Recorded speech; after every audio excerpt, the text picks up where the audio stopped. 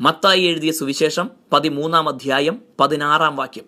എന്നാൽ നിങ്ങളുടെ കണ്ണ് കാണുന്നതുകൊണ്ടും നിങ്ങളുടെ ചെവി കേൾക്കുന്നതുകൊണ്ടും ഭാഗ്യമുള്ളവ.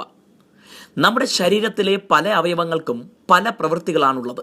ഒരേ സമയം ഒന്നിലധികം കാര്യങ്ങൾക്കായി അവ ഓരോന്നും ഉപയോഗിക്കാനാവുമെങ്കിലും ഓരോന്നിനും ഒരു പ്രധാന ദൗത്യം ഉണ്ടായിരിക്കും.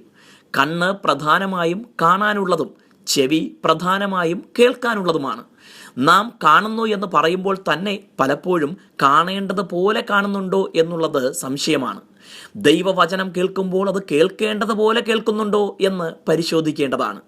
ഓരോരുത്തരുടെയും കാഴ്ചപ്പാടുകൾ വിഭിന്നങ്ങളായതുകൊണ്ട് ഓരോ കാഴ്ചയും ഓരോ കേൾവിയും വ്യത്യസ്തമായാണ് ഓരോരുത്തരും മനസ്സിലാക്കുന്നത്.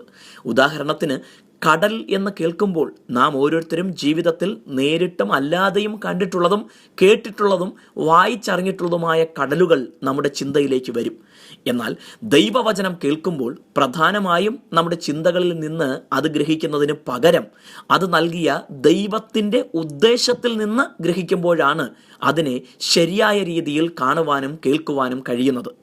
ശബത്ത് നാളിൽ വേലയൊന്നും ചെയ്യരുത് എന്ന കൽപ്പന ലഭിച്ചപ്പോൾ പലരും അന്നേ ദിവസം യേശു രോഗികളെ സൗഖ്യമാക്കുന്നത് പോലും പാപമാണെന്ന് വ്യാഖ്യാനിച്ചതുപോലെയാണ് ദൈവവചനത്തെ ദൈവം ഉദ്ദേശിച്ച രീതിയിൽ കാണാതിരിക്കുമ്പോൾ സംഭവിക്കുന്നത്.